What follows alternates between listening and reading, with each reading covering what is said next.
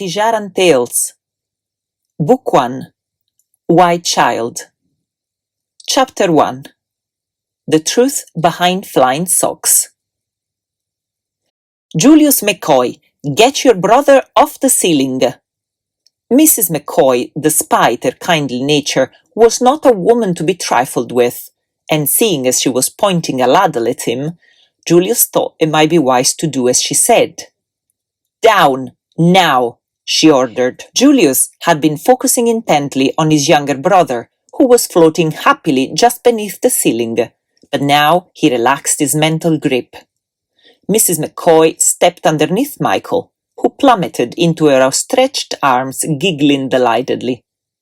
There is little to laugh about, young man, she said, eyeing him severely.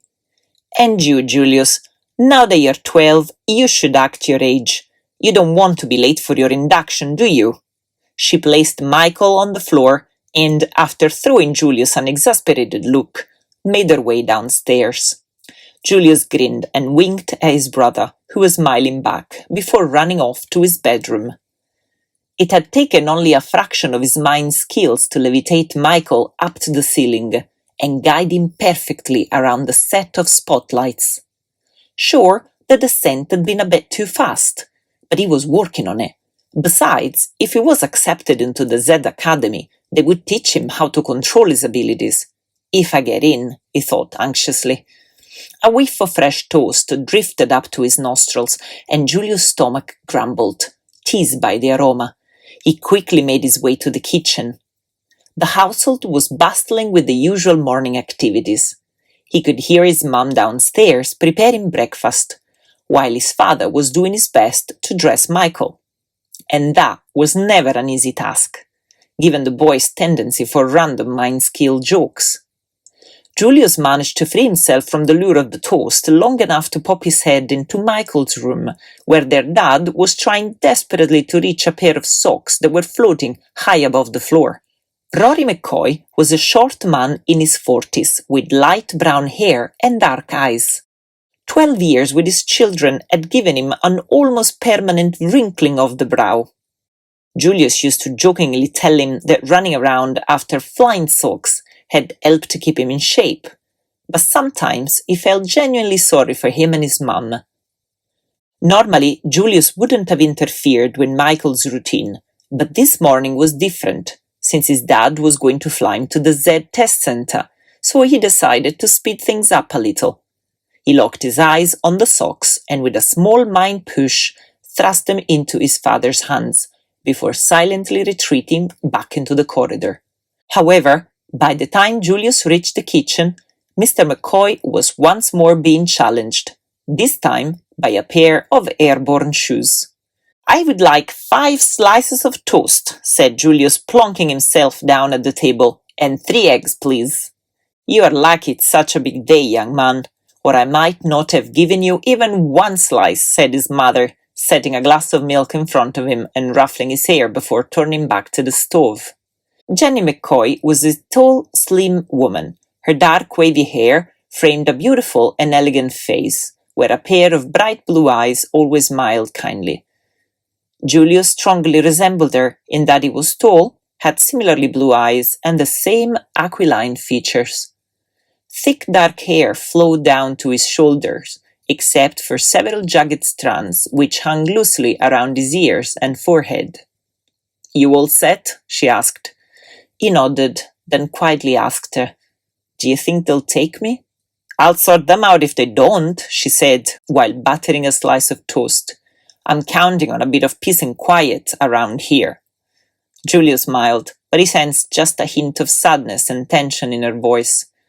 Over the course of the last 12 years, Jenny and Rory McCoy had been treated to regular displays of their son's mind skills. He was well aware that they had been eagerly anticipating the day he would be old enough to take the test. In truth, they had known they were in for a rough ride from the start, ever since their first visit to the family doctor, Dr. Flip, all those years ago. He had stared at them from above the rim of his glasses, a mixture of excitement and disbelief on his face. I have been a mind doctor since 2830, he had said, waving Julius' brain augmentation chart at them. "And I have never seen such potential in one so young. Incredible! Still in diapers, but is pure Z Academy material, if I've ever seen one. How many of your ancestors fought in the Chemical War?" The McCoys had looked at each other speechless. The war, though it had ended some 300 years earlier, had given rise to certain enhanced mental abilities for generations afterwards. It was in no way consistent. Very few actually developed any mind skills of note. So Julius' results were all the more surprising, since neither they nor their own parents had ever displayed any similar talent. However, after several weeks of intense surprises, such as Julius rocking himself in his cot while hovering a few feet off the ground, they had grown used to it, as any other parents in their position would have. Nonetheless, it had come as a bit of a relief when Dr. Phillips had announced that their newly born Michael possessed only a hint of his brother's mind skills. Sure, he would be able to levitate the odd sock or two, but it was unlikely he would ever qualify for the academy. Still, Julius suspected the tension in his mother's voice was more due to the strange news that had been popping up lately on the space channels than any nerves on her son's behalf. There had been reports of frequent meeting between the Curia, the political heart of Zed, and the Earth leader, which had caused a series of rumors about an imminent war involving the Zed Academy and their nations. Although the news was probably unfounded, it was a given that they would still be worried about the possibility of their son heading towards trouble. Just then, his father entered the room, closely followed by Michael, who looked awfully pleased with himself. "I've just got up and I'm already tired," said Mr. McCoy, sounding slightly out of breath.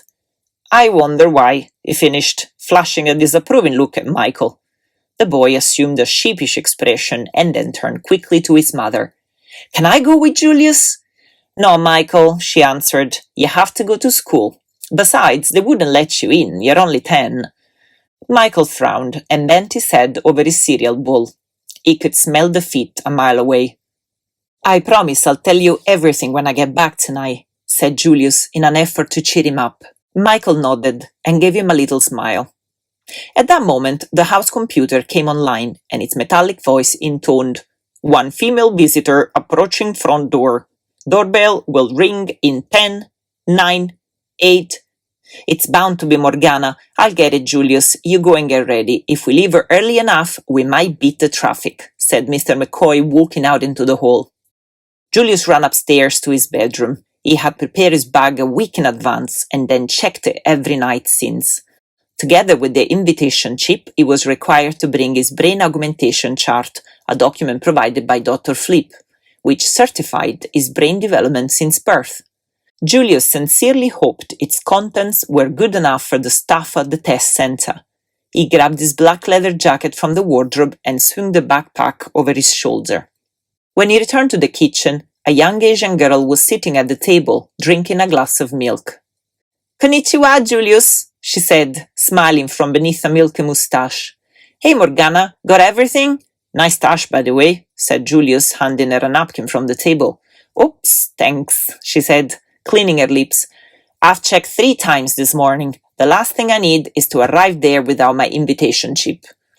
Julius had been friends with Morgana Routhier ever since her family had moved to Edinburgh 8 years ago. She was slightly taller than him, with lovely green eyes from her Scottish dad's side and long, straight black hair, compliments of her Japanese mother. By all accounts, though, she had 2 mothers, seeing as Mrs. McCoy treated her very much like the sister Julius had never had. "All right, children, it's time to go now," said Mr. McCoy, plucking his jacket from the coat stand. Michael waved goodbye from over his cereal bowl, but kept very quiet. Mrs. McCoy walked them outside in her dressing gown, imparting some last-minute advice about keeping calm and being polite to their instructors. "Just do what they ask you to do, don't show off, and don't—" "Yes, yes, as if," Julius blurted out, rolling his eyes. Morgana laughed, and while pushing Julius into the back of the fly car, she turned to Mrs. McCoy. "I'll make sure he behaves, don't worry." "Rory, call me as soon as you know," said Jenny, retreating back into the doorway. Mr. McCoy waved to his wife and climbed into the driver's seat. Their flycar, the Bumblebee 5000, was his latest purchase. He had always been an original when it came to choosing his cars, and this one was no exception. It did look like a giant metal bumblebee for a start, from the stripy black and yellow lines to a pair of tiny wings on the roof, for show rather than functionality, although he always insisted that they helped with the aerodynamics. When it lifted off the road, anyone within a 30-yard radius was treated to the deep buzzing sound of its engine, as if all the neighborhood had switched on electric razors at the exact same moment. It was this sound that now filled the air as Mr. McCoy guided the car out of their front drive, and Julius' mind wandered off, conjuring up 100 different pictures of exactly what awaited him at the academy. The Z Test Centre for the United Kingdom and Ireland was located in the outskirts of Cumbria, on a plain surrounded by hills. From Edinburgh, it was a flight of roughly 40 minutes, following the Air 1 to Carlisle, then the Wind 4 to Maryport. The Air 1 crossed the southern uplands and entered Galloway over the River Esk. It was a lovely journey in the springtime, soaring above the lush green fields dotted with the white shapes of newborn lambs below. Although the traffic on the skyway wasn't too heavy, several other vehicles were whizzing past at different speeds and altitudes, some quite recklessly too. They, however, were floating peacefully along. The sun was shining down, unhindered by any clouds, making the car's outer shell glimmer. As an added little flourish, all Bumblebee flycars had their own unique brand of paint, which smelled incredibly like honey. The heat of the mid-morning sun was intensifying that delicious smell, so much that a number of seagulls had actually tried to peck at the paint before flying off in disgust. Inside the car, the passengers had been quiet ever since leaving town. Morgana, who normally loved the countryside, was far too nervous to admire the view and was twisting and stretching a corner of her shirt with sweaty hands. When she could no longer bear the silence, she turned to Julius. "I'm so nervous. I spoke with Kaori yesterday. She told me that I shouldn't worry because the test isn't really that difficult, but I can't help it." Kaori was Morgana's sister and a third-year student at Tuala, one of Zed's 3 schools. Of course, Morgana devoured any and all news she could pry from Kaori, and was always more than happy to excitedly pass that information on to Julius. No one was allowed within Zed's grounds except its members, but in Satras, its only civilian town, school students could receive visits from their families. As such, Morgana had been able to visit her sister twice during the midwinter holidays, and both times she had faithfully reported back all that she had seen and done to a decidedly envious Julius. Today, though, he wasn't overly keen on talking about Zed. With the test looming so near, he felt it better not to jinx anything by assuming he would pass, just in case. So he nodded absently to her as she talked and kept his thoughts to himself. He was getting terribly anxious now. His stomach felt like it was on fire, while his skin was covered in goosebumps. He turned his attention to the skyway and realized they had just hopped onto the Wind 4. After a further 10 minutes of whizzing along, they came across a blue signpost on the left, which read, Z Test Center, reduce altitude now. "Over there!" cried Mr. McCoy, pointing to the ground excitedly. Julius and Morgana simultaneously leapt over to the left window, causing the Bumblebee to tilt to one side. There, below them, the Z Test Centers came into view. As they drew closer, Julius noted how it was divided into 3 sectors, a landing area enclosed within long rows of shrubs, a car park next to it, and the main building. What caught his attention most, however, was the round metallic silver building in the far sector. The lower curve of the sphere disappeared into the ground, where 4 black iron arms emerged from the surrounding flower beds and hooked into it, holding the entire structure in place. What appeared to be the main entrance, a large circular doorway, yawned open above a flight of metal stairs that led up to it from a paved square, which Julius saw was bustling with movement. The bumblebee slowly descended towards the runway and headed for the landing area, which was flanked by 2 rows of tiny yellow lights embedded in the concrete. The flycar landed smoothly and hovered along the track toward the line of toll booths, where it stopped. "Good morning, sir. 2 for the test?" called the guard, nodding at Julius and Morgana. "Oh no, it's just me. They're here for moral support," replied Mr. McCoy with a grin. The guard stared back at him and raised one eyebrow quizzically. "Dad," Julius implored through clenched teeth, "not really the time." Mr. McCoy cleared his throat and quickly handed over the invitation chips. The guard looked suspiciously at him and inserted them into his computer. A few seconds later, a holographic screen flickered to life in the space between the booth and the flycar with pictures and personal details of the 2 children. He quickly switched his gaze from the screen to the youngsters. "Well, I don't know about your driver here, but you 2 certainly appear to be in order. Enter the car park via the C sector. Your space is number 14. Have a good day," he said, flashing a cheeky smile at them. Mr. McCoy laughed nervously as he took the chips back and handed them over to Julius.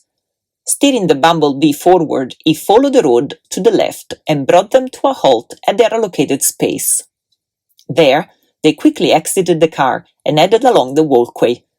The flycar park was already filled with the most bizarre and colorful vehicles on the market. While Mr. McCoy passed comments on the latest models, the dang Beetle 1000, now that's an interesting piece of machinery, but you can bet it doesn't smell as nice as my bee. Julius and Morgana were gazing at the main building, where dozens of children were making their way through its entrance. Julius noticed that the adults weren't going in with them, but were instead being directed to a small waiting room to the right. He pointed this out to his father, who was satisfied once he saw that he had windows all around, so that he could continue admiring the flycars. Once in the square, Mr. McCoy stopped. "I'll be waiting for you next door.